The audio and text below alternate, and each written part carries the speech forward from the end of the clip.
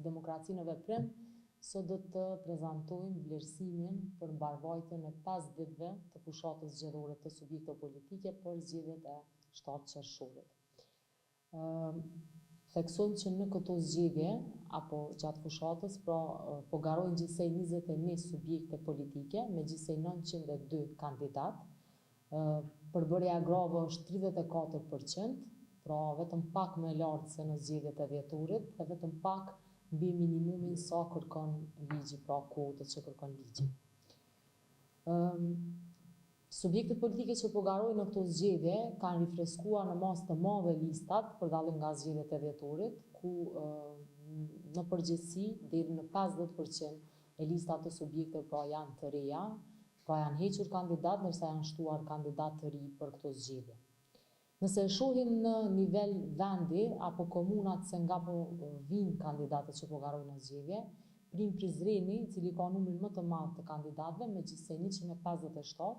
pasuar nga Prishtina, nga ku vinë 153 kandidatë që janë në gardë, Peja me 58 kandidatë, Ferizaj me 77 dhe Fushkosova, edhe pse një komunë relativisht e vogël, ka 55 kandidatë. Nëse flasim për programet, partitë politike së fundi kanë filluar të publikojnë programet e tyre të reja për këto zgjedhje, ndonse kur shikon përmbajtjen e tyre, ato janë më shumë reciklim i programeve të kaluara politike, po që tani janë me një fjalë riambalazhuar në formë të zëtimeve. Shqetësim i vazhdueshëm që ne si demokraci në veprim e kemi evidentuar është përdorimi i resurseve publike që ka filluar qysh para fillimit zyrtar të fushatës, kryesisht e karakterizuar me vendimet të qeverisë për shpërndarje të përfitimeve financiare për qytetarët, gjë që ka krijuar pra një garë të pabarabartë zgjedhore. Një fenomen tjetër që po e vrejmë dhe që është në rritje faktikisht është përdorimi i fëmijëve në tubimet të subjekteve politike. Këtë kemi vrejtur te disa subjekte politike. Ne si DNV të thotë kemi kritikuar qasjen e subjekteve politike në këtë drejtim dhe gjithashtu tani më edhe në PZAP janë dorëzuar ankesa sa i përket përdorimit të fëmijëve në fushat dhe shfrytëzoj rastin këtu që t'ju bëjmë thirrje subjekteve politike që ta ndërprejmë pra një praktikë të tillë, shfrytëzimin e fëmijëve për qëllime elektorale. Sa i përket ecurisë së fushatës, kur flasim pra për aktivitetet e subjekteve politike, vret një intensifikim i aktiviteteve në 5 ditëshin e fushatës. Kemi pa që tubimet hapse janë mbajtur në kryeqendrat kryesore të Kosovës,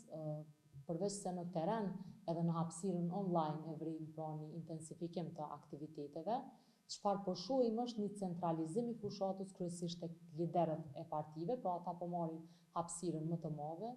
dhe duke parë këtë trend, atëherë kandidatët kanë filluar të shfrytëzojnë më shumë platformat online, siç është rrjeti social Facebook dhe rrjete tjera sociale, ku po i shohin si mundësi e mirë për të promovuar pra programin apo qëndrimet e tyre. Sa i përket pjesëmarrjes në media apo hapësirës që mediat ua kanë dhënë pra subjekte politike, edhe në media shohim një prezencë më të madhe të liderëve partijak, ndërsa kanë munguar përballje pra të kandidatëve nga subjektet e ndryshme, por nuk kemi parë këtë as tek kandidatët për kryeministër, por në përgjithësi as tek kandidatët e tjerë. Nga aspekti gjinor vrejmë një prezencë më të madhe të burrave në debate televizive, pra dhe një prezencë më të ulët të grave në këtë aspekt, dhe kjo tregon pra për këtë diskrepancën gjinore që po e shohim në tërësi në përmbajtjen e fushatës. Tek aspekti rrjeteve sociale shohim se kandidatët po shpenzojnë shuma mjaft të mëdha në sponsorim të postimeve që po i bëjnë. Kemi vrejtur që dikun për shembull në një ditë të vetme në një parti politike, duke marrë përbazë gjithë 120 kandidatët e tyre, shkojnë deri në 300 postime në ditë, ndërsa vlerat e sponsorimit, pra mjeteve të cilat deponohen në rrjetin social Facebook për sponsorimin e këtyre postime variojnë diku nga 10.000 deri në 12.000 euro për 5 ditët e fushatës zgjedhore. Në kontekstin e administrimit të zgjedhjeve, Komisioni Qendror i Zgjedhjeve ka vazhduar me planifikimin dhe organizimin e këtij procesi zgjedhor. Çfarë kemi parë është që në një vendim i fundit të KQZ-s ka qenë më shqetësues, ku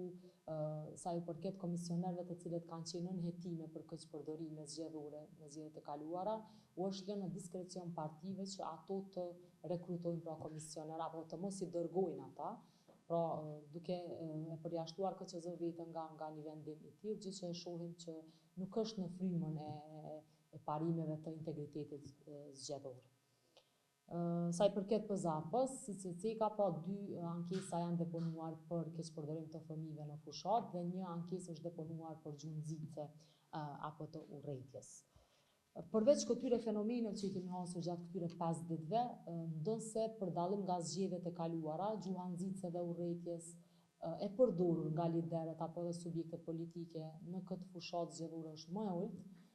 Sërish është shqetësuese dhuna online që po mbizotron nga përkrasit e subjekteve politike, gjë për cilën do të na flas më shumë Rezarta. Faleminderit. Atëherë sa i përket fushatës zgjedhore në hapësirën online për zgjedhjet e 7 qershorit, po zhvillohet në 2 drejtime. E para është tek monitorimi sistematik, që përfshin faqen zyrtare të subjekteve politike, faqen zyrtare të kandidatëve për kryeministër, si dhe faqen të profilet zyrtare të kandidatëve për deputet apo deputete.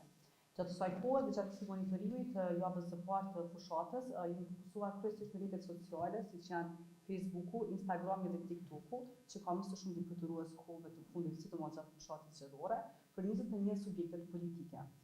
Dhe jemi fokusuar kryesisht në analizën e gjuhës së përdorur dhe postimin e të ndërveprimet mes kandidatëve, ku gjatë monitorimit sistematik kemi identifikuar 56 raste ku janë shkelje dhe tregojnë si paraqiten si gjuhë e urrëties, dezinformim, keqinformim, përmbajtje jashtë kontekstit apo gjuhë shpifëse. Nga ky numër 56 raste, 35 përbëjnë raste të gjuhës së urrëties të kandidatëve për deputet në këtë ritëm, 19 raste të gjuhës përçmuese apo shpifëse, si dhe 2 raste të dezinformimit.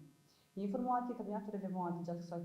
javës së monitorimit është se prej 56 rasteve 27 raste atakojnë gratë, pra kanë target gratë kandidate të subjekteve politike. Për te monitorimit sistematik të cilën po e bëjmë për kandidatët, është edhe monitorimi përmes platformës Pikasa, që përfshin 152 portale apo media online të cilat operojnë në Kosovë në gjuhën shqipe dhe në gjuhën serbe. Përmes kësaj platformës janë identifikuar rreth 190.000 artikuj për 5 ditë të fushatës zgjedhore, ndërsa 730 nga këto përbëjnë gjuhë të urrëties apo përndryshe i bie 6% nga totali i komenteve kanë qenë gjuhë e urrëties ndërmjet komentuesve. Këto ngjarje tregojnë sa shumë është e përfshirë gjuha e urrëties në komunikimin politik, duke ndikuar negativisht në diskursin publik dhe në proceset demokratike të vendit. Pra, prej 6% dokumenteve apo prej 190 artikujve në total, edhe këtu tregojnë se ndaj grave është gjithashtu edhe një përqindje mjaft e lartë, që është mbi 6% atakim tek gratë kandidate deputete, edhe tek monitorimi online, paralel monitorimit tjetër që po e bëjmë si DNB. Po, atëherë i kujtojmë që më herët KQZ ka miratuar një rregullore me të cilën me një fjalë ka ndaluar që vëzhguesit të cilët janë në hetime për keqpërdorime zgjedhore të marrin pjesë në këto zgjedhje, duke u thirrur në frymën pra të integritetit zgjedhor. Edhe pse kjo nuk ka qenë në përputhje të plotë me ligjin, pasi që një personi mund me një fjalë të ndalohet ushtrimi i kësaj detyre vetëm nëse ka vendim të plotfuqishëm të gjykatës, por duke u bazuar në të njëjtin parim dhe që mos ketë me një fjalë standard të dyfish të zbatimit të ligjit, KQZ-ja është dashur që edhe në këtë rast të aplikojë të njëjtin standard pra edhe për komisionerët dhe mos ta lë këtë në diskrecion të subjekteve politike, por të ketë vendimarrje të ngjashme dhe të njëjtë pra siç ka qenë.